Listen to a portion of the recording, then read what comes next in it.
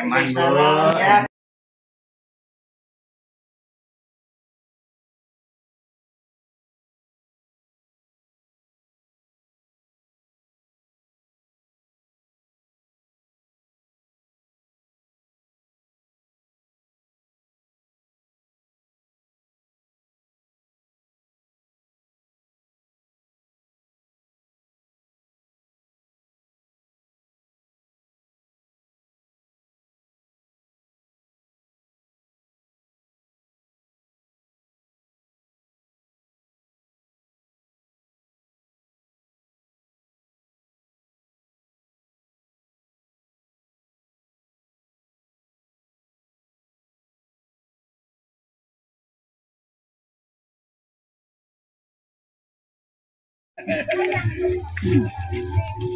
Jadi ya kan.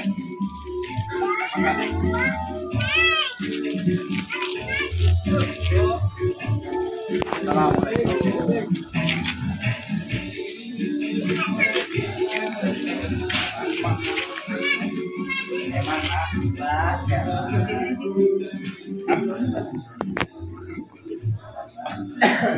Nah, tidur.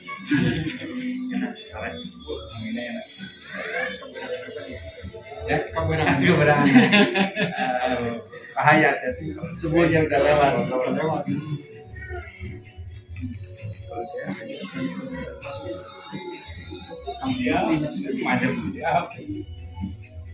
Kalau ini tiris. Kalau siang panas enggak? Jangan.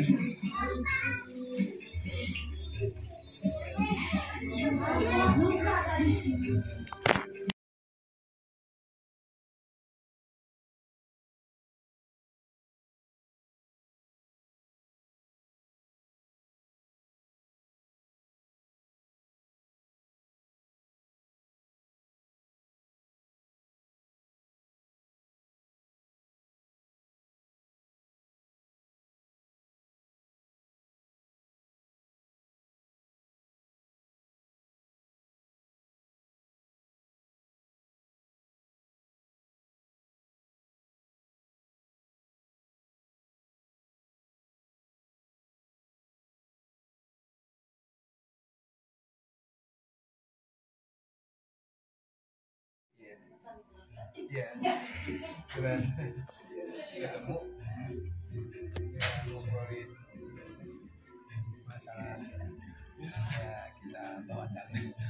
Kalian satu-satu beliau bilang, alhamdulillah. Ya siapa aja pak katanya begitu informasi masalah.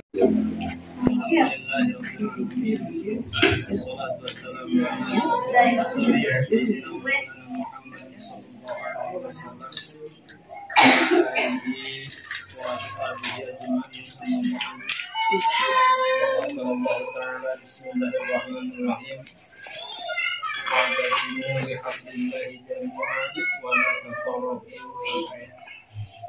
Qala Rasulullah sallallahu alaihi wasallam tahaddusu bi ni'matillahi syukrun wa kufrun wa man la yashkuril qalila la yashkuril katsir wa man la yashkurin nasa la yashkurillah wal jama'atu rahmatun wal furqatu azabun hadis. Alhamdulillah. Bapak Sunda, Abdi Sunda Pak. Sunda Abdi, mohon. Kalau saya Indonesia.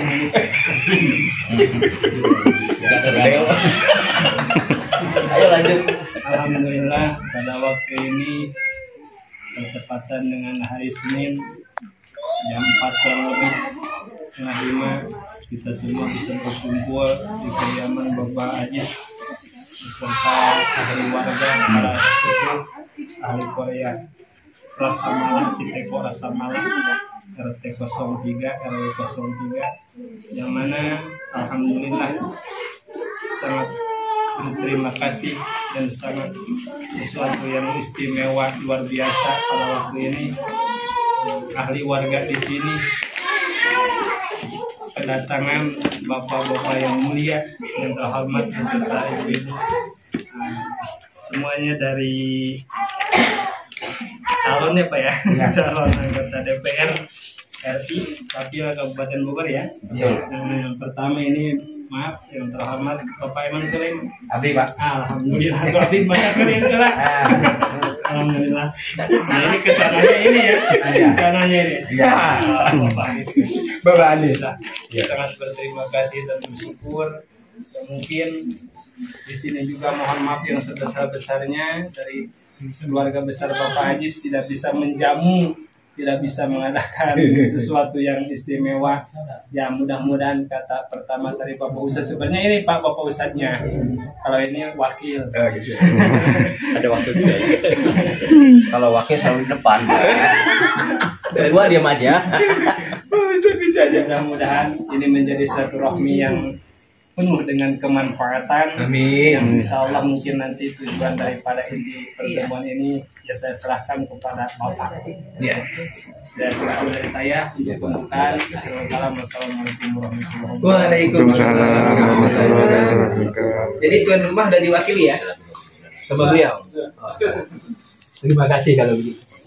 Ini tentunya mungkin mohon izin Pak Ustadz. Ini waktunya buat kami atau buat orang lain? Buat Bapak. Semuanya buat Bapak. Waktu luang. Waktu luang. Bismillahirrahmanirrahim. Assalamualaikum warahmatullahi wabarakatuh. Waalaikumsalam warahmatullahi wabarakatuh. Puji syukur alhamdulillah kita panjatkan kehadirat Allah Subhanahu wa taala atas waktu Ibu Bapak, Pak Ustadz, para tokoh yang mewakili RT RW yang hadir pada hari ini, ibu-ibu jamaah diadakan pengajian dan juga ibu-ibu dari keluarga Bapak Aziz ya Pak ya. Terima kasih kami ucapkan. Puji syukur kita panjatkan kehadirat Allah atas waktu yang diberikan kita dapat berkumpul di tempat yang mulia ini dengan tujuan silaturahmi dari kami. Salawat dan salam mari kita selalu panjatkan buat Nabi besar kita Muhammad Sallallahu Alaihi Wasallam. Insya Allah mudah-mudahan kita selalu berdoa mendapatkan syafaatnya di hari akhir nanti buat kita semua.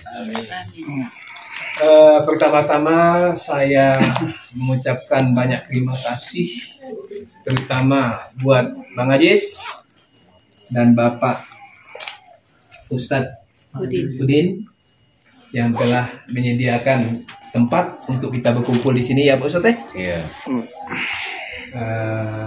Luar biasa.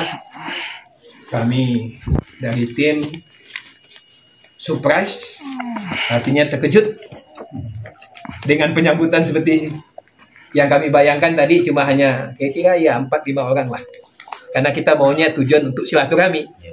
Kan begitu. Tapi ini luar biasa. Semua kita hitung nih ada sekitar hampir kurang lebih 25 orang lebih. Ini luar biasa mengumpulkan seperti kayak gini nggak gampang. Tapi alhamdulillah hari ini yaitu kita berkumpul dengan sebanyak itu. Perkenalkan saya dulu. Saya nama Edman Dantes, panggilan Dantes. Saya adalah yang diamanatkan oleh teman-teman dan termasuk juga calon Dewan Perwakilan Rakyat Republik Indonesia Pusat, Eman Sulaiman Nasim, sebagai ketua timnya Bapak. Mudah-mudahan doain kami sehat selalu dan sukses. Amin. Untuk membawa Eman Sulaiman Nasim menjadi perwakilan ya kan dari kita-kita yang ketemu hari ini untuk menjadi dewan di pusat nantinya. Terus saya membawa tim, ada sekretarisnya Bu Ajahning. Assalamualaikum. Terus juga ada di bidang untuk mewakili rekrutmen atau jaringan Bunda Ros. Assalamualaikum. Ada juga Pak Acit, Ustadz Acit yang spesial ini. Kalau kemana-mana dia bawa logistik yang kayak gini. Bukan logistik makanan tapi Bu gitu kan. Brosur, spanduk, banner, baliho segala macam. Beliau terus dia ada juga Dinda sebagai dokumen dan IT media. Dan saya juga bawa namanya Pak Haji Cecep. Ini Kordapil dari tim sukses. Di sini adalah dapil 3 kita. Apa istilahnya tuh dari yang ada gitu kan 6 dapil. Nah, termasuk yang di sini adalah termasuk dapil 3. Dapil 3 itu kalau nggak salah 8 kecamatan. 8 kecamatan termasuk yang di Cisarua atau di Cikote, Pak. Cikone. Citeko. Oh, Citeko. Termasuk Citeko yang Kabupaten Siak di sini, ya kan? Desa Citeko. Nah, beliaulah koordinatornya. Nah, yang lebih istimewa bagi kita adalah hari ini kita ketemu langsung dengan, katakanlah, kalau beliau jadi nantinya wakil kita, Bu. Segala nantinya keluh kesah kita di masyarakat nantinya, kalau beliau insya Allah dengan dukungan dan insya Allah diridhoi dan diberkahi Allah, beliau jadi nanti semuanya kita akan mengadu kepada beliau. Inilah kita bawa beliau ini langsung ke masyarakat. Beliau ya namanya adalah Haji Eman Sulaiman Nasim bin Nasim. Nanti beliau yang cerita banyak kepada kita, mulai dari asal usul beliau, Bu, sampai nanti kira-kira tuh apa sih gitu loh, dan kenapa kita harus memilih dia. Biarlah dia yang menerangkannya nanti, karena apapun bentuknya gitu kan. Harapan kita mendengar langsung ya Bapak Ibu ya dari beliau, gitu ya Pak Udin ya. Begitu ya Om ya. Jadi nah, silakan Bapak Eman Sulaiman ya kan Nasim bin Nasim, untuk waktu apa aja yang mau disampaikan silakan. Mudah-mudahan nanti terakhir mungkin kalau ada memang yang mungkin perlu kita pertanyakan, silakan dipertanyakan, gitu. Dan insya Allah pertemuan ini bukan hanya kali ini. Nanti kita akan ketemu lagi mungkin dalam skala yang lebih besar. Begitu ya Pak Ustadz ya. Halo Pak Ustadz. Siap. Jadi kita ya Mas ya. Jadi mungkin insya Allah mudah-mudahan nanti kita atur waktu, kita berkumpul dengan tatap muka bersama masyarakat di sini semua, sehingga kita tahu betul gitu bahwasanya itu orang yang kita akan coblos nantinya di TPS itu, ya kan, benar-benar punya komitmen apa enggak terhadap kita. Kan begitu ya Pak Ustadz ya. Nah, waktu dan tempat silakan Pak Dewan atau calon Dewan. Monggo. Tim relawan sekaligus ketua tim sukses kami yang telah mengantarkan kami kemari dan juga memberikan kesempatan kepada saya. Bismillahirrahmanirrahim. Assalamualaikum warahmatullahi wabarakatuh. Waalaikumsalam warahmatullahi wabarakatuh. Innalhamdulillah nahmadu wa nasta'inu wa nastaghfiruh wa na'udzubillahi min syururi anfusina wa min sayyiati a'malina. May yahdihillahu fala mudilla lahu wa may yudlil fala hadiya lahu. Asyhadu an la ilaha illallah wahdahu la syarikalah wa asyhadu anna Muhammadan abduhu wa rasuluh. Allahumma sholli ala sayyidina Muhammad wa ala ali sayyidina Muhammad. Yang kami hormati dan cintai Pak Ajis, tuan rumah, yang telah memberikan kami kesempatan, waktu dan tempat untuk kita bersilaturahmi. Yang kami hormati, kami cintai Bapak Udin, yang kami cintai para alim ulama, Ibu Ustazah, Bu Hajah, Bapak Haji, dan saudara-saudara kami semuanya dari tim relawan Eman Sulaiman Nasim yang tadi sudah dikenalkan oleh Dada. Pertama-tama, perkenankan saya menyampaikan rasa syukur saya kepada Allah Subhanahu wa Ta'ala karena atas rahmat, karunia dan ridhonya hari ini di pagi yang cerah, mohon maaf bukan di pagi, di sore yang cerah ini kita masih sejuk deh Pak, masih pagi deh. Soalnya perjalanan Kita bisa bertemu dengan saudara-saudara kami, guru-guru kami, ustazah-ustazah kami di desa Citeko, Kecamatan Cisarua, Kabupaten Bogor yang kita cintai. Salawat dan salam semoga Allah limpahkan pada junjungan kita Nabi besar Muhammad SAW, dan semoga kita semuanya yang berada di rumah yang diberkahi Allah ini selalu dalam lindungan Allah, dimudahkan segala urusannya, dimuluskan hajat dan cita-citanya, dilancarkan rezekinya, dan selalu diberikan kesehatan, sehat lahir batin, mental maupun fisik. Bapak-bapak, ibu-ibu yang berbahagia dari mata Allah, izinkan saya Eman Sulaiman Nasim, saya asli Putra Bogor, tepatnya di Desa Tanjung Pudik, Kecamatan Gunung Putri. Meskipun saya orang Sunda, dari segi nama terlihat Eman Sulaiman ya, Nasim itu nama bapak. Nasim kadang-kadang Nesin, ya, tapi di jasa itu Nasim. Di Desa Tanjung Pudik dikenalnya Nesin. Meskipun asli orang Bogor, mengerti biasa Sunda kan, kalau ngomong mah khawatir kasar, jadi nanti tidak sopan kan. Kecuali bicara sama teman sepermainan, saya berani bicara pakai bahasa Sunda. Tapi kalau seperti di sini di hadapan bapak-bapak yang sangat kami hormati, daripada saya nanti dianggap kurang sopan, jadi saya pakai bahasa Indonesia saja. Kalau saya pakai bahasa Sunda, Pak, insya Allah saya nggak ngartos, Pak.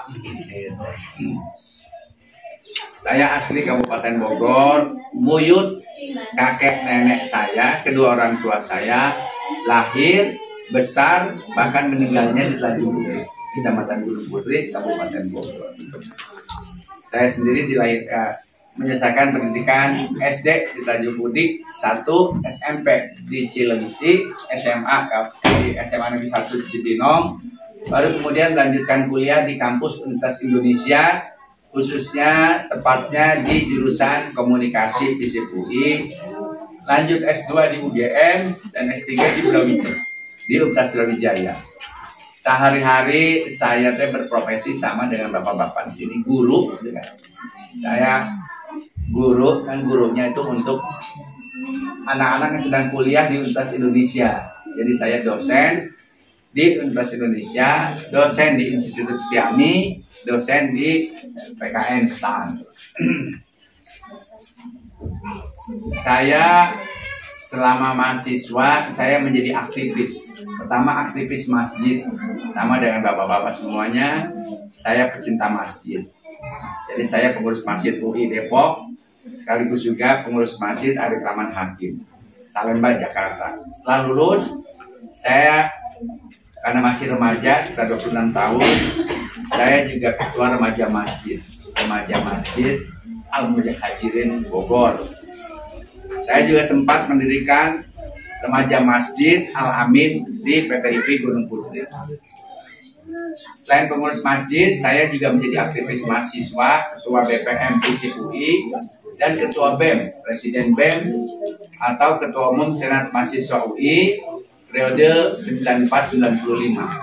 Jangan saya masih aktif berorganisasi. Saya salah seorang ketua HIMTANI, Himpunan Masyarakat Tani dan Nelayan Indonesia. Saya juga Sekretaris Jenderal Forum Alumni Perguruan Tinggi seluruh Indonesia, Sekretaris Jenderal Solidaritas Muslim Alumni Universitas Indonesia. 2016 saya diminta menjadi Dewan Pakarnya Mas Anies Rashid Baswedan untuk menjadi calon Gubernur DKI Jakarta sampai terpilihnya Pak Ustadz. Lalu setelah terpilih, saya juga diminta ikut seleksi, lulus menjadi Sekretaris Komisi 1 Dewan Riset Provinsi DKI Jakarta. 2021 saya diminta menjadi anggota Dewan Pakar DPP PKS, dan akhir 2022 saya dikasih tantangan oleh Dewan Pimpinan Pusat Partai Keadilan Sejahtera untuk menjadi calon anggota DPR RI. Dan saya terima tantangan tersebut dengan syarat saya ditempatkan di Dapil Daerah Pemilihan Kabupaten Bogor. Kenapa saya memilih Kabupaten Bogor? Karena Kabupaten Bogor ini adalah daerah kelahiran saya, kampung halaman saya, keluarga besar saya ada di Kabupaten Bogor, baik Desa Tanjung Pudik, Kecamatan Gunung Putri, ataupun di Cibinong, di Cilengsi, di Cisarua, dan saya yakin juga ada nih di Cisarua ini, juga di Bojonggede. Gitu.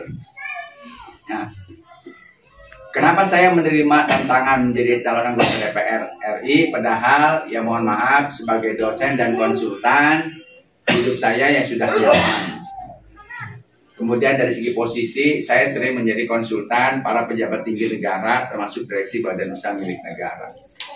Jadi bapak-bapak, ibu-ibu, saya menjadi calon anggota DPR RI bukan untuk mencari jabatan. Saya bukan untuk mencari harta kekayaan.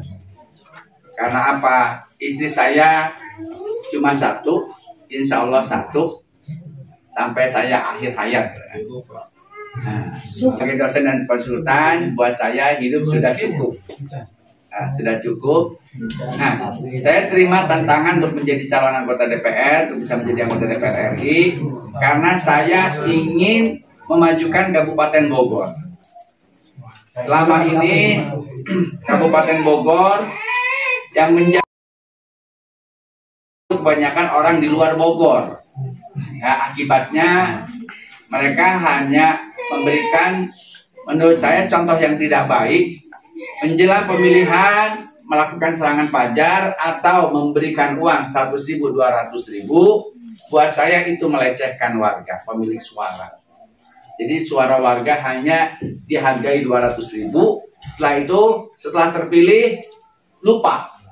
Nanti balik lagi itu menjelang pemilihan umum lagi. Seperti itu. Nah, menurut saya itu contoh yang tidak baik yang dilakukan oleh saat ini dan masa-masa lalu.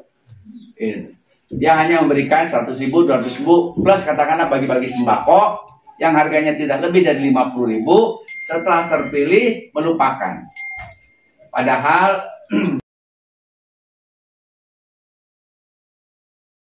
saja mereka memberikan perhatian, insya Allah masyarakat Kabupaten Bogor bisa lebih sejahtera, pembangunan juga bisa lebih ditingkatkan.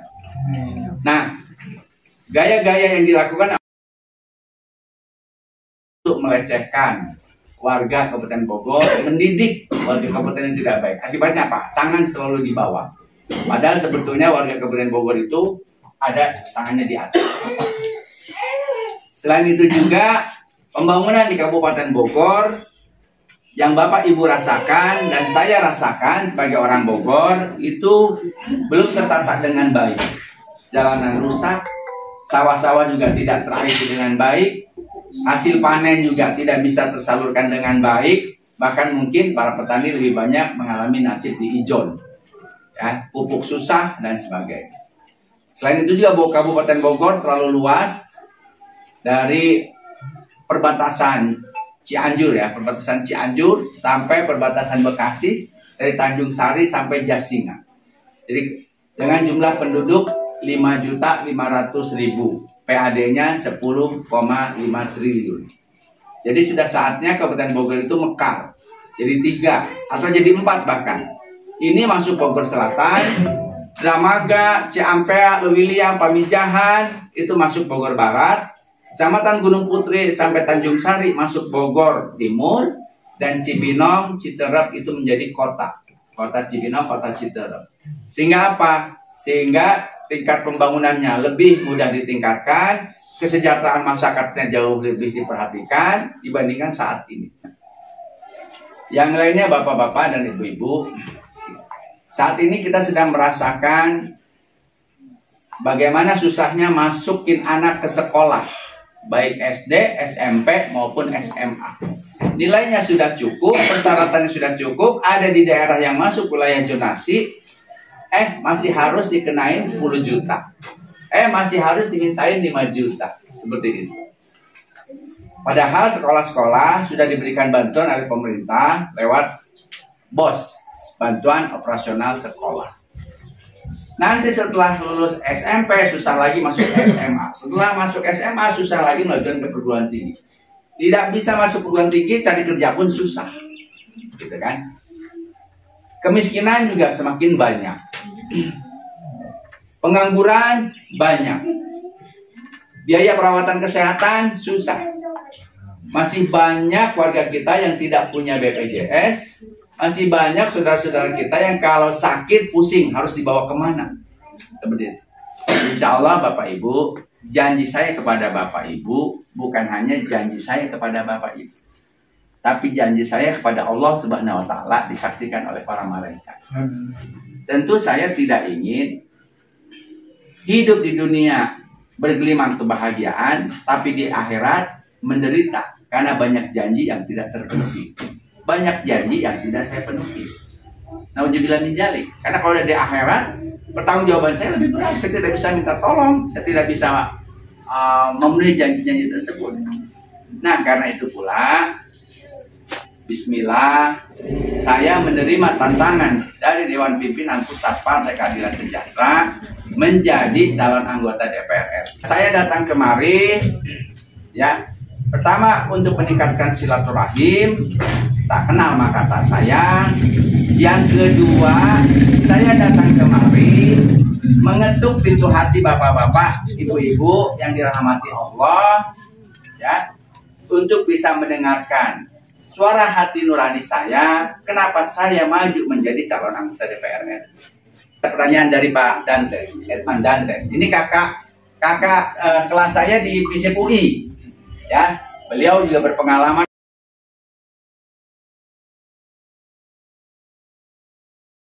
kan? Dan dari segi visi misi beda. Pertama, segala macam infrastruktur akan mendapatkan perhatian saya. Yang kedua, Bogor ini terlalu luas, karena itu harus segera dimekarkan. Saat ini saya anggota penasihat Presidium Bogor Timur. Kawan-kawan kita, senior-senior kita, termasuk senior saya, sahabat saya sudah berjuang puluhan tahun untuk memekarkan Bogor, Bogor Barat, Bogor Timur.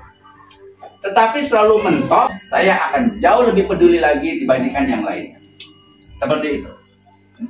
Yang lainnya, bapak-bapak, ibu-ibu, kan, dari segi tingkat pengangguran, saya dulu konsultan PT. Jadi kalau bapak ibu punya televisi, sound system merek itu asli 100% produk Indonesia. Dia diproduksi di saya konsultannya. Itu anak perusahaan milik PT, lokasinya di Jawa Tengah. Di Kabupaten tidak ada warga yang menganggur. Ya, tidak ada warga yang menganggur. Jadi pemerintah kabupatennya, setiap ada warga kabupaten yang lulus SMA itu selalu ditampung bekerja, walaupun bukan karyawan tetap, ada karyawan kontrak, bekerja di perusahaannya, grup milik, masuk di dalamnya ada. Kabupaten Bogor luas, industrinya banyak, tapi apakah warganya semua sudah tertampung bekerja di industri-industri yang ada di Kabupaten Bogor? Belum, ya kan? Yang lainnya tingkat pendidikan.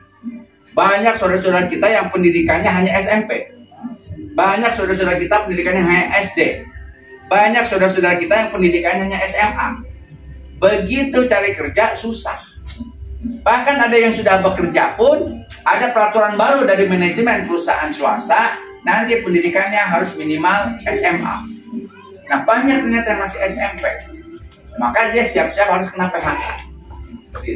Yang lainnya, Kabupaten Bogor ini menurut saya adalah surga yang bocor.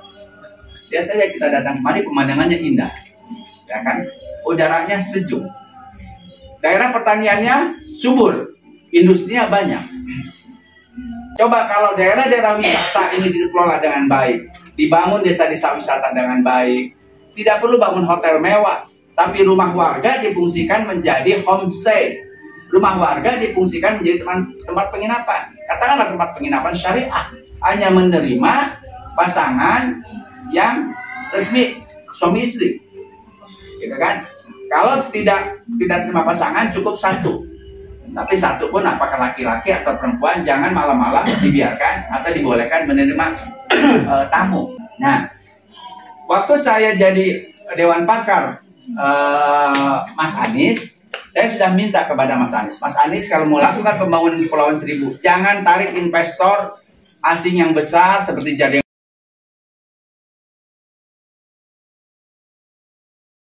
tapi dikelola pantainya dengan baik, kemudian warganya itu rumah-rumahnya dijadikan homestay.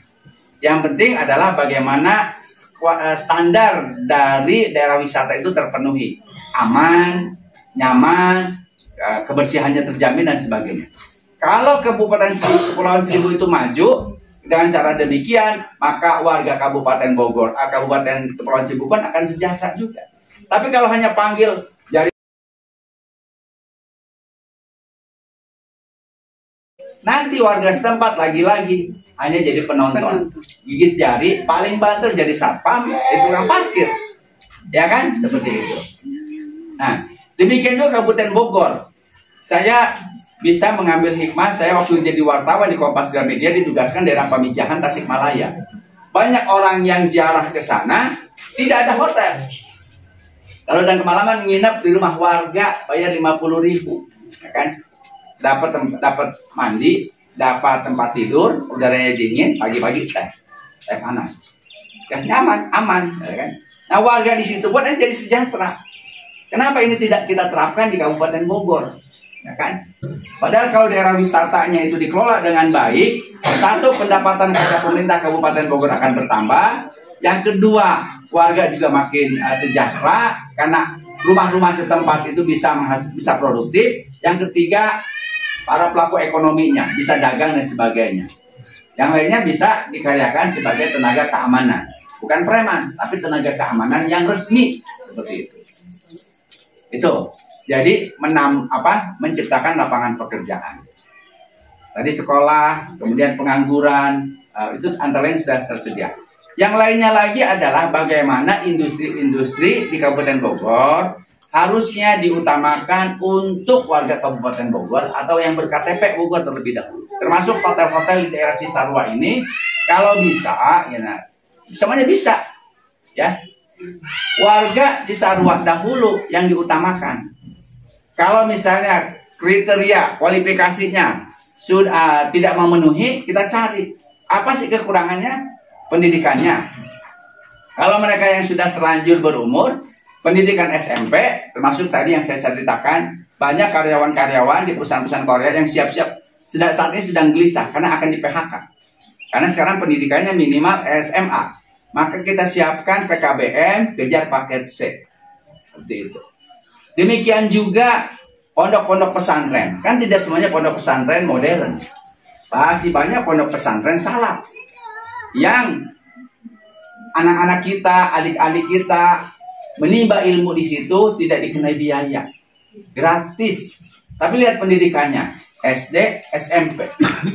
Di sana mereka belajar ngaji, kitab kuning, hafalan Quran dan sebagainya. Jebolannya di bidang agama luar biasa bagusnya. Tapi cuma sampai di situ. Kita bisa tingkatkan. Jadi pondok-pondok pesantren tersebut kita lengkapi dengan PKBM. Pusat kegiatan belajar mengajar, lengkapi dengan kejar paket B untuk santri yang hanya pendidikannya SD, kejar paket C untuk santri yang sudah berpendidikan SMA, SMP, atau yang tadi sudah menyelesaikan pendidikan kejar paket B. Jadi bisa kejar paket C. Ijazah kejar paket C itu sama dengan ijazah SMA. Dia bisa melanjutkan ke Institut Agama Islam Negeri atau Sekolah Tinggi Agama Islam Negeri atau UIN atau sekolah politeknik termasuk universitas. Nah, santri-santri kita itu luar biasa, nggak kalah dengan santri-santri dari Timur Tengah atau dari negara-negara Islam lainnya.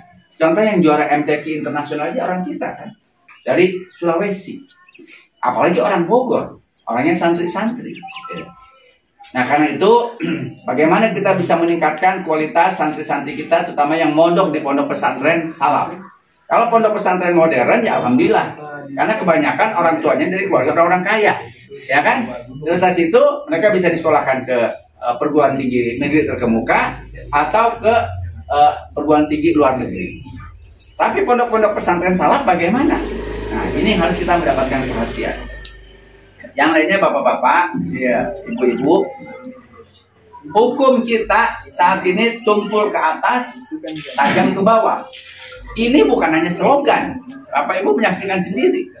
Kalau ada pejabat tinggi negara yang kaya raya uangnya hasil korupsi sehingga anaknya bandel, ya kan, melakukan tindakan aniaya bahkan pembunuhan, itu kalau tidak diramaikan oleh netizen, tidak diramaikan di media sosial maupun di media massa, maka dia dengan bebas berkeliaran, tidak ditangkap, tidak diadili. Demikian juga para pejabat.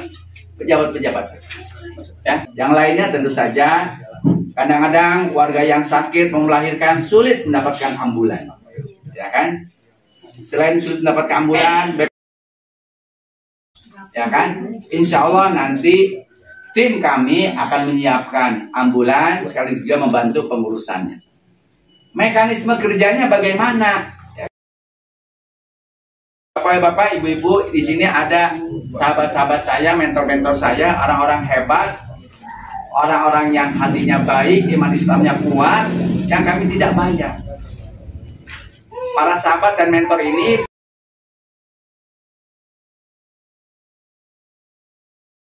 karena punya visi misi yang sama.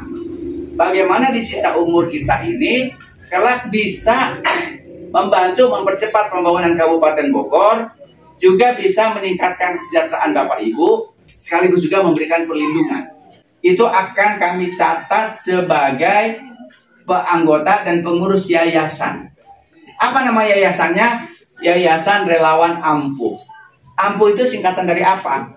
Ampuh itu adalah semboyan kami. Amanah, melayani, peduli, dan ramah. Itulah. Jadi saya harus menerapkan itu. Anak sehebat apapun saat ini, kan, contohnya setinggi apapun jabatannya, mereka sadar mereka itu ada di dunia memang ciptaan Allah, tapi syariatnya adalah karena dilahirkan oleh ibunya, ya kan? Karena ada benih dari bapaknya dan dibesarkan oleh kedua orang tuanya. Nah, itu melayani. Jadi saya dan tim ini lewat yayasan kita akan melayani kepentingan Bapak Ibu, membantu menyelesaikan berbagai problemanya, membantu memberikan solusinya. Melayani, peduli itu kami harus peduli berbagai permasalahan, problema yang dihadapi bapak-bapak, ibu-ibu. Seperti itu. Ramah. Kita sebagai umat Islam sudah sesuai dengan tuntunan Rasulullah bahwa kita harus selalu bersikap ramah. Jadi bapak-bapak, ibu-ibu, nanti tim relawan ini, ya, tim relawan ini bersama bapak-bapak, ibu-ibu, tokoh-tokoh masyarakat di sini itu akan kami satukan menjadi pengurus dan anggota yayasan. Namanya Yayasan Ampuh. Yayasan inilah nanti yang akan menjembatani, yayasan inilah yang akan menjembatani kepentingan Bapak Ibu, yang akan mencatat apa problemanya dan berusaha untuk memberikan solusinya. Kemudian juga termasuk soal pendidikannya. Soal pendidikan termasuk kalau dalam penerimaan siswa baru sudah nilainya bagus, zonasinya masuk dalam wilayah tersebut, ya kan? Tiba-tiba harus dikenain bayaran, maka nanti tim advokasi kami akan datang membantu bapak-bapak, ibu-ibu semuanya. Nah, selain itu juga bapak-bapak, ibu-ibu yang berbahagia dan mati Allah, kan? Nanti Yayasan Ampuh ini berada di setiap Kordapil dan dia bernaung di bawah rumah aspirasi. Ya. Nah, untuk itu kalau bapak ada problema, bapak ada hal-hal atau unek-unek yang disampaikan, bapak bisa mendatangi rumah aspirasi yang di dalamnya ada yayasan, di dalam yayasan tersebut ada pengurusnya.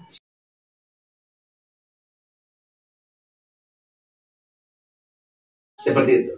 Demikian juga tadi perlindungan hukum. Yayasan kami sekarang, tim sukses kami ada divisi hukum yang dipimpin oleh Kak Tauhid. Nanti tim relawan kami dalam yayasannya ada divisi hukum. Orang-orang Indonesia dikenal ramah dan disukai oleh warga Jepang, warga Hong Kong, warga Taiwan dalam hal perawatan. Jadi yang kita kirim tenaga kerja itu bukan hanya ya, tapi bisa jadi montir, orang ahli komputer, kemudian juga ahli perkapalan dan perawatan. Kalau yang dikirim pendidikannya SD, di sini aja sudah susah untuk bagaimana mengoperasikan kulkas yang paling modern, mesin cuci yang paling modern, dikirim ke Arab Saudi, dikirim ke Aman, dikirim ke Qatar, yang bahasanya aja bukan bahasa Sunda, bahasanya bahasa Arab, minimal bahasa Inggris. Susah, gitu kan? Boro-boro mengoperasikan peralatan rumah tangga yang pakai bahasa Arab ataupun bahasa Inggris, ya kan? Percakapannya aja udah susah. Jadi nanti kita akan dorong supaya ada balai latihan kerja, sehingga yang kita kirim ke sana adalah tenaga perawat, tenaga IT, bengkel, montir, dan sebagainya. Seperti tenaga kerja dari Filipina. Filipina itu walaupun bukan Islam, tapi dia bahasa Inggrisnya bagus. Kemudian keahliannya juga bagus. Jadi bukan hanya sebagai asisten rumah tangga saja.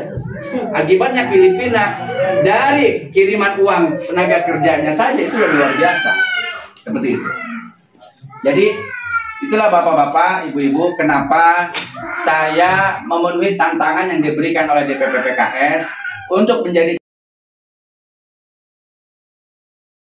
karena saya ingin berkhidmat bagaimana di sisa umur saya itu bisa bermanfaat bagi daerah dan kampung halaman saya, Kabupaten Bogor. Pilih calon yang berkualitas, pilih calon yang berintegritas. Jadi bukan pilih calon yang mengajarkan warga Kabupaten Bogor menjadi pengemis, ya kan? Tetapi mengajarkan warga Kabupaten Bogor jadi dermawan.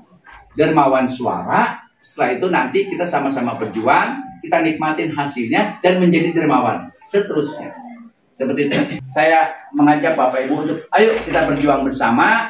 Saatnya warga Kabupaten Bogor jauh lebih sejahtera, amin, jauh lebih maju, dan jauh lebih berkualitas. Saya untuk sementara itu saja.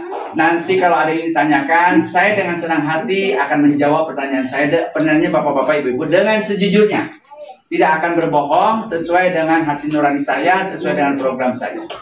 Saya akhiri dengan mengucapkan hamdalah, alhamdulillah. Saat ini saya tidak bisa membalas kebaikan Bapak Ibu, tapi saya berdoa semoga Bapak Ibu mendapatkan balasan yang jauh lebih baik atas pengorbanannya hari ini dan juga perjuangan yang akan diberikan pada tanggal 14 Februari 2024 yang akan datang. Dengan kurang lebihnya mohon maaf. Billahi taufiq wal hidayah. Wassalamualaikum warahmatullahi wabarakatuh. Waalaikumsalam warahmatullahi wabarakatuh. Bapak Eman yang telah memberikan masukan sekaligus informasi ya, khusus bagi saya ini baru pertama Pak, karena di sini saya punya ada ipar namanya Eman, jualan kambing, masyhur di sini tuh. Mudah-mudahan beda rezeki, mudah-mudahan beda profesi. Ya, sekali lagi saya juga mohon maaf atas segala kekurangannya. Mungkin dari segala tempatnya, jamuannya, mohon doa aja dari Bapak Eman, semuanya khusus saya warga di sini, semoga kedepannya bisa tambah-tambah keberkahannya, kemaslahatannya, sebagaimana tadi Bapak ceritakan kepada kami. Sekian saya juga. Waalaikumsalam. Ada pertanyaan? Mungkin saya agak ambil alih aja, ya kan? Kita masih punya waktu 15 menit ke depan sebelum kita sholat maghrib. Jadi nanti sebelum maghrib kita selesaikan ya, pertemuan kita. Jadi inti dari pembicaraan kenapa? Alhamdulillah beliau kalau dari sisi yang lainnya udah cukup. Insya Allah mudah-mudahan, ya toh, beliau amanah. Beliau memang seperti apa yang dibicarakan tadi, sehingga semua masyarakat yang ada, terutama wabil khusus, ya kan, dapil 3, lebih khusus lagi desa Cikote, ya kan, Citeko, desa Cikote, kayaknya punya kenangan Cikote. Betul Ustaz. Jadi sehingga nantinya insya Allah gitu kan, kita doakan sama-sama, mudah-mudahan beliau memegang apa yang sudah beliau bicarakan tadi sama kita, dan kita berdoa mudah-mudahan beliau amanah gitu. Nah mungkin di antara Bapak Ibu yang hadir pada hari ini, setelah beliau panjang lebar mengutarakan apa yang menjadi keinginan beliau, ada pertanyaan buat beliau, terutama Bapakku Ustadz Udin sebagai yang dituakan atau yang memang dia kan beliaulah yang mewakili kita semua di sini. Silakan Pak. Mungkin dari Bapak, ya kan? Silakan Pak. Ada waktu kita 10 menit lagi. Monggo, kalau ada pertanyaan. Alhamdulillah Pak. Sebutin namanya Pak. Assalamualaikum warahmatullahi wabarakatuh. Waalaikumsalam warahmatullahi wabarakatuh. Saya Hidayat dari nama Haji. Oh iya, betul. Di sini ada kekurangan dan ada keinginan. Di sini orangnya alhamdulillah rajin Pak. Alhamdulillah. Barusan malam minggu kemarin mengadakan intihan anak-anak Pak. Samenan anak-anak. Tapi kita harus selalu menyewa tempat. Jadi kita pengen ruangan serbaguna. Nah itu. Jika ada keinginan gitu lah. Serbaguna. Dikala ada orang hajatan tidak perlu sewa, ada samenan anak-anak tidak perlu sewa itu Pak. Jadi pengen ruangan serbaguna. Kemarin 4 ustadz Pak disatuin, alhamdulillah. Itu disatuin anaknya ada 60 orang. Ya. Tapi tempatnya kita harus sewa. Nah gitu. Jadi minta kedepannya itu ada ruangan serbaguna Pak. Oke. Iya. Satu, kita di lingkungan ini belum ada madrasah. Ya. Jadi selalu ada ibu-ibu yang itu selalu ada di rumah-rumah masing-masing. Iya. Nah, kalau ada ruangan serbaguna itu Bisa kita dijadikan. setiap ustadz itu bergiliran. Iya.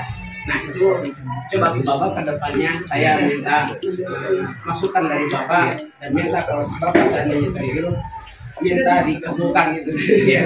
Saya dari saya mungkin mewakili warga-warga. Iya. Assalamualaikum. Waalaikumsalam warahmatullahi wabarakatuh. Ini masukan yang bagus. Ya kan udah dicatat oleh sekretaris saya. Jadi kita kepinginnya itu adalah beliau presidennya ada teman baiknya sehingga program presidennya berjalan Pak. Dan kita menemui presiden lebih gampang karena ada temannya. Kan gitu ya Pak ya? Kalau nggak ada temannya wah emang susah banget Pak. Bukan apa-apa ya kan? Tapi kalau ada temannya, oh jangan ini. Dia kan ada yayasan. Saya bisa lagi ke yayasan kan gitu kan? Nah itulah. Ya Pak ya? Nah ini kami udah catat Pak. Ada lagi Pak masukan yang lain Pak? Iya. Nggak apa-apa. Kita terbuka Pak. Terbuka. Karena apa gini? Untuk madrasah itu agak susah Pak. Ya. Kalaupun masjid ya Allah, kalau masjid alhamdulillah ya. Amin. Masjid adalah yang penyumbang. Amin. Tapi kalau untuk madrasah, untuk pondok pesantren itu agak susah. Iya. Itu bantuan itu susah. Oke. Terus terang aja. Nah jadi nanti kan gini. Masukan Bapak Hidayat tadi luar biasa, ya kan? Kenapa pun bentuknya ini untuk masyarakat, bukan buat Pak Hidayat, bukan, gitu. Nah, insya Allah Pak, mudah-mudahan ya kan hari ini kita silaturahmi pertama. Yang mohon izin kami memang tidak terbiasa untuk membawa masyarakat itu tuh menjadi seperti caleg-caleg yang lain, harus bawa sembako dulu, ini segala macam dulu, gitu kan? Itu bukan kebiasaan dan memang harus dirubah lah. Nah, beliaulah salah satunya. Ya kan caleg yang berani untuk itu gitu. Kita juga berani apa yang Bapak bicarakan tadi kami berani untuk mencatat. Ya kan? Dan alhamdulillah nanti kita sama-sama orang tua kita, ya kan Ustadz Udin, kalau ada yayasan mungkin beliau bisa mewakili dari desa sini atau kecamatan Cisarua ini itu lebih bagus Pak. Ya Pak ya? Nah, hal yang lain yang saya mesti bicarakan ke Bapak adalah sekarang ini masanya kampanye Pak. Masa itu tuh dimana para caleg berbondong-bondong datang ke daerah. Kenapa gitu kan? Dia kepingin untuk mendapatkan suara dari bapak-bapak, ibu-ibu semua. Ya dong? Nah, sekarang pertanyaannya adalah gitu kan? Siapakah caleg ya kan yang benar-benar ya dong memperhatikan masyarakat? Bukan hanya sekali 5 tahun, ya kan? Di tahun-tahun terakhir baru dia datang melihat kita dengan janji-janji. Dia bawa sembako dengan harga cuma mungkin 100.000 Pak. Ya kan? Dia bagi-bagikan. Di dalamnya ya kan pasti ada hal-hal yang menyangkut tentang dia. Akhirnya apa? Kita tergoda dengan itu. Ya toh? Tidak apa-apa. Kalau Bapak Ibu menerima, mengambil silakan. Tapi nanti pada saat di TPS nanti silakan hati nurani Bapak Ibu semuanya. Ya toh? Siapa yang sebenarnya menurut ibu, bapak, ya kan, yang harus dicoblos. Kan gitu Pak. Kenapa? Bukan berarti gitu kan kita tidak membagikan sembako ke masyarakat itu kita tidak mempedulikan masyarakat, bukan itu apa istilahnya patokannya, ya kan? Patokannya adalah semasa dia enggak dia peduli dengan kita, seperti contoh Pak Hidayat hari ini mengatakan, gitu. Ini aspirasi ini mungkin bukan hari ini keluarnya Pak, mungkin udah 5 atau 3 tahun yang lalu. Mudah-mudahan apa yang menjadi keinginan melalui suaranya Pak Hidayat tadi bisa terrealisasi. Amin. Amin, amin ya rabbal alamin. Nanti juga kalau seandainya orang mau hajatan harus ke tempat orang sewa. Saya juga ngerti Pak. Betul, betul. Dan lagi juga ada pemasukan juga nanti, ya kan? Yang bisa juga mungkin memperluas dari pemasukan yang ada. Mungkin ada lagi gitu kan, apa istilahnya musola yang lebih besar gitu untuk menampung kan gitu Pak Udin ya, Pak Ustadz ya. Nah itulah harapan kita. Makanya ini sama-sama Pak, di sini saya ngelihat ya kan banyak sekali istilah kata ustadz-ustadz yang ya bisa dikatakan cukup potensial dari sisi umur, ya kan, dari sisi ilmu segala macam gitu kan. Mungkin doa-doa ya kan yang kami harapkan ya kan dari ustadz kita yaitu baik dengan bapak kita Ustadz Udin gitu kan, maupun mungkin kalau saya boleh mengatakan maaf nih, saya umur udah 56 tahun gitu kan. Mungkin yang ustaz-ustaz muda gitu kan, minta tolong doanya Pak. Gitu, setiap ada pertemuan gitu kan didoakan gitu kan, mudah-mudahan lebih mempercepat gitu. Nah, mungkin ibu-ibu. Benar ya. Ini suara ibu-ibu ini penting bagi kami. Masih ada waktu 5 menit aja. 5 menit. Ya. Ayo siapa aja? Mama Melita. Udah terbentuk atau belum majelis taklimnya? Belum. Oh, karena tempat tadi ya. Iya kan di rumah. Di rumah ya. Ya. Yang ngaji juga. Apalagi Bu, yang kira-kira Bu, yang dari majelis apa ya, ibu-ibu sendiri, yang mungkin gitu kan bisa menjadi satu hal yang nantinya prioritas utama buat kami. Kalau tadi Pak Hidayat itu kan secara keseluruhan ya Pak ya, masyarakat yang ada di desa ini. Nah, majelis taklim gimana Bu? Apa Bu? Ibu mau mana? Apa? Majelis taklimnya banyak di Citeko kata ibu. Oh di Citeko. Iya. Kalau yang di sini? Oh di sini belum ada. Kenapa nggak dibentuk ini? Ya kan kita ada yang ngundang. Oh gitu. Jadi ini madrasah tadi. Ya. Berarti kalau dengan aspirasi Pak Hidayat itu udah ada, artinya ibu-ibu semuanya juga pasti akan membentuk majelis taklim gitu. Ya. Berarti memang utamanya itu. Ya. Pak Dayat, mantap. Ya, foto bersama. Oke. Kalau memang udah nggak ada lagi, mungkin saya minta ya kan Bapak kita, ya toh, Ustadz Udin, untuk sedikit aja Pak. Mungkin buat kami. Saudara. Mewakili ke anaknya. Oh, mewakili anaknya silakan. Mungkin buat kami sebagai katakanlah ya mungkin yang akan ketemu dengan masyarakat gitu kan. Apa yang kira-kira tuh bisa diberikan saran lah atau masukan? Silakan Nak. Waalaikumsalam warahmatullahi wabarakatuh.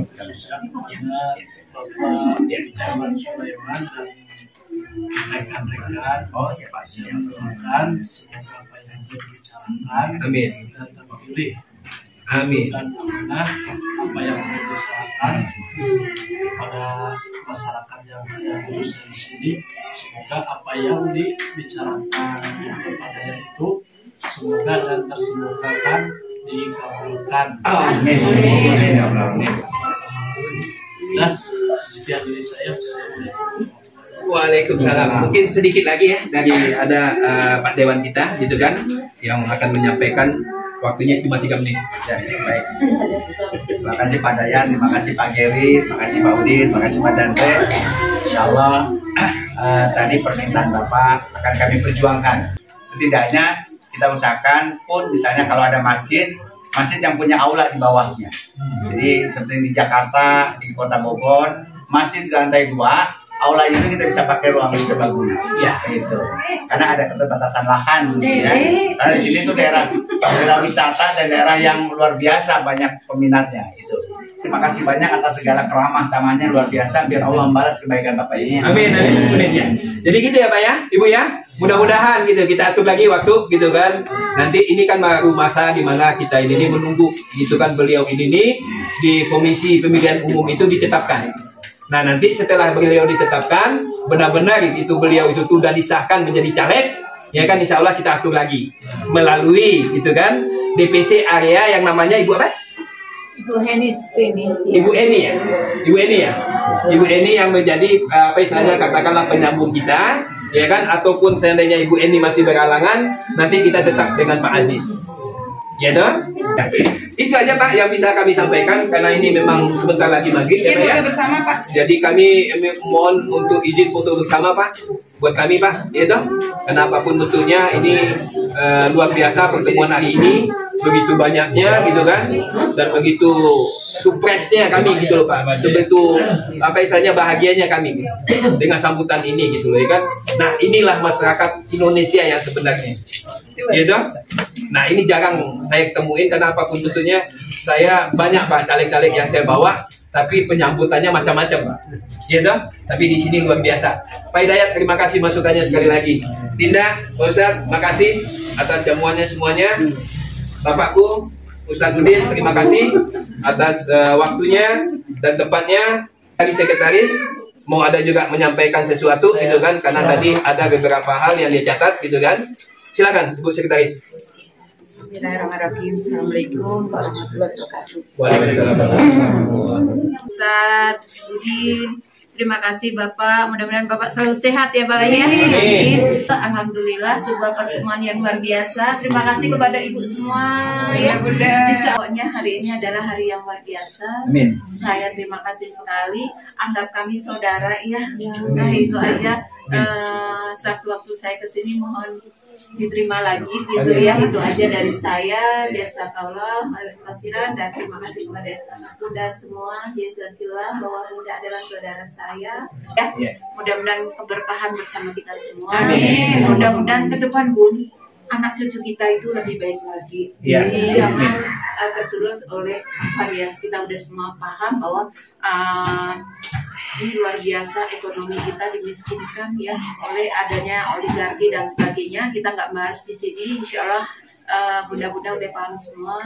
Tapi selamatkanlah anak-anak cucu kita lewat satu presiden yang amanah, kedua oleh legislatif karena beliau-beliau yang membuat undang-undang ya. Kalau nanti tidak ada legislatif yang bikin undang-undang dengan baik ya seperti sekarang ya sangat miris ya. Sekali lagi saya mohon maaf dan terima kasih sekali. Bunda adalah luar biasa hari ini yang hadir. Amin, amin, ya. amin. Dari saya itu aja. Assalamualaikum warahmatullahi wabarakatuh. Waalaikumsalam warahmatullahi wabarakatuh.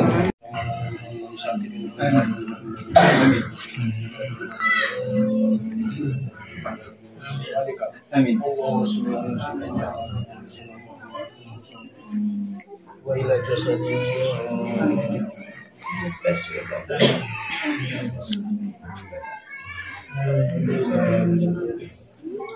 Allahumma arina sabana wa sunnati ma'ana wa tina batina wa rizqina ba ayyi subhani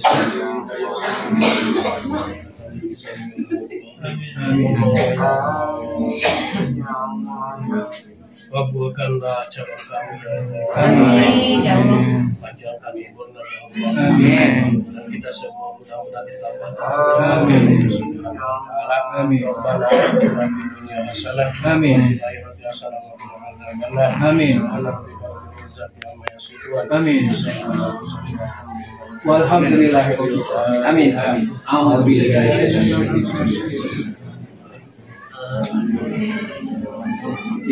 Iya, kan ya.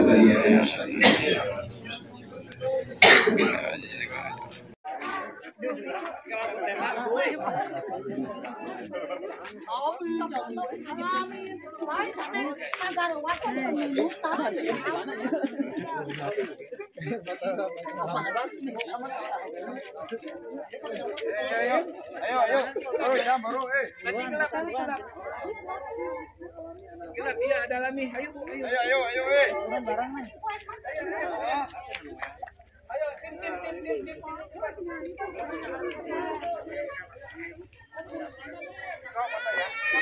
Yuk.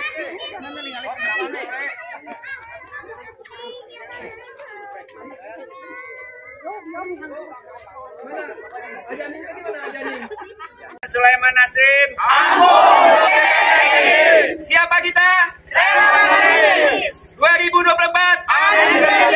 Takbir. Eman Sulaiman Nasib. Untuk Presiden. Terima kasih sudah menonton. Jangan lupa like dan subscribe.